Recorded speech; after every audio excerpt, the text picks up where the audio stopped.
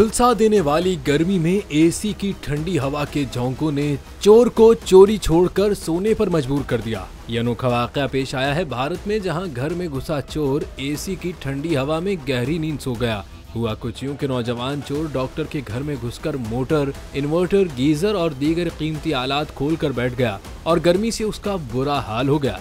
जब वो एसी वाले कमरे में दाखिल हुआ तो ठंडी हवा के झोंकों से गहरी नींद सो गया। कई घंटे तक उसे होश न आया और जब उसकी आंख खुली तो सामने पुलिस खड़ी थी। चोर ने एसी के मजे तो ले लिए, अब जेल के मजे दिलाने के लिए पुलिस ने उसे गिरफ्तार करके मुकदमा दर्ज कर लिया है।